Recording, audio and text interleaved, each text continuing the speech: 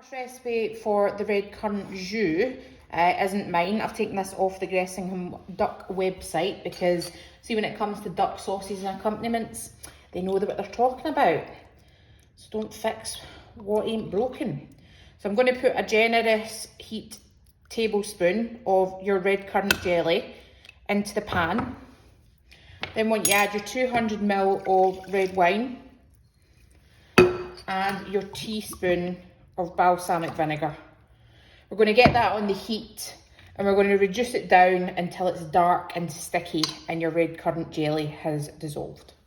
So I'm doing this on quite a high heat because we're going to want to reduce the alcohol, cook the alcohol off and get it to the dark and sticky stage. And what's going to happen is the jelly will basically make it go sticky and we'll have cooked all the alcohol off but have retained the kind of deep, nice flavour that we're going to get off the wine. So I'm going to keep taking that down a wee bit. I've dissolved my half chicken stock pot in 500 ml of water in preparation for adding that in as well.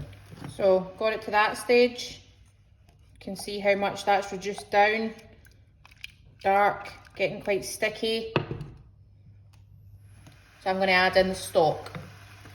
So just add it all in, keep the heat high, and we're going to reduce that down by 3/4. So as your liquid's reducing down, I'm just going to prep the asparagus. So I just want you to snap it at its natural point.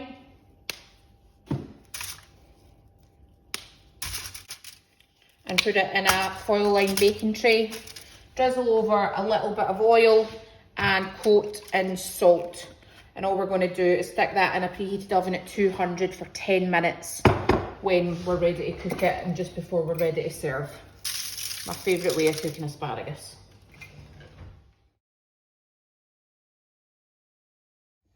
Now for the fondant potatoes, you can obviously use a little shaper, like if you've got a circular thing to cut it, cut the ends, flatten it and shape it.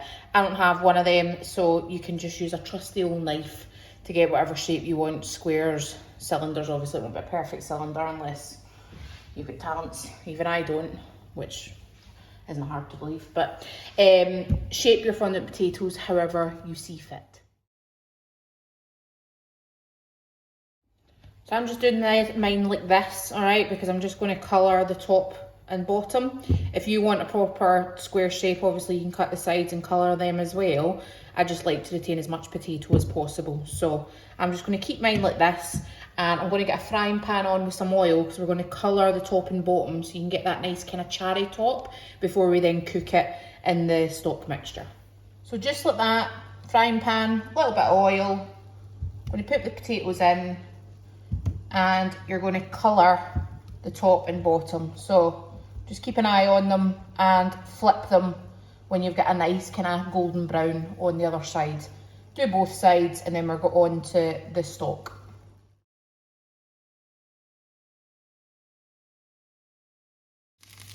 Once they're golden on one side, just flip them over and allow the other side to get the same.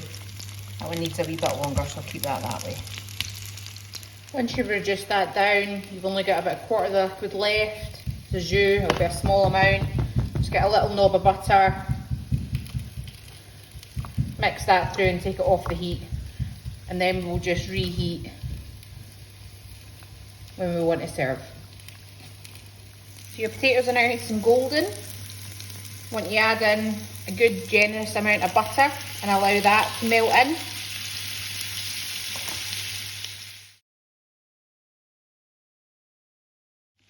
And that's all melted. I'm going to add my teaspoon of mixed herbs. So just sprinkle that over. And we're just going to allow the butter to kind of brown slightly, but not too much. Whilst that's happening, I've dissolved the chicken stock pot in the 500 mils of water.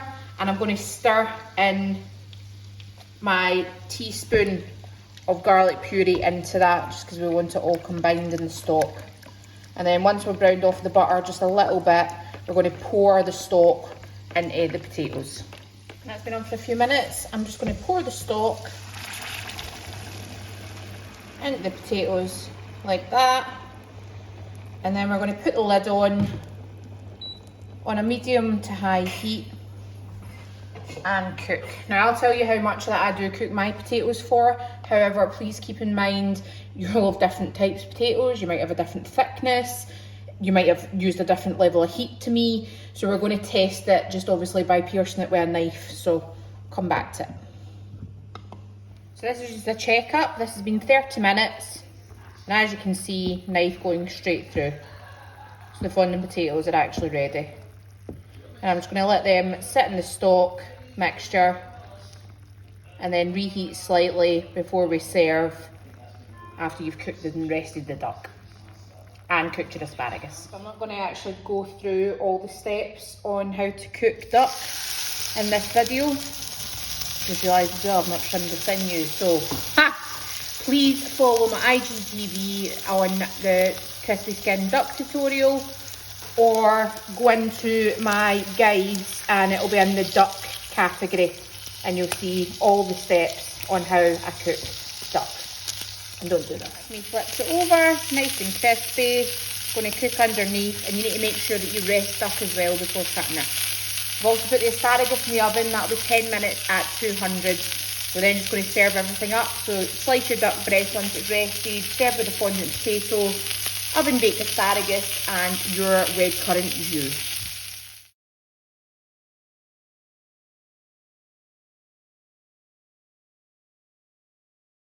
And you get your perfectly pink duck, crispy rendered skin.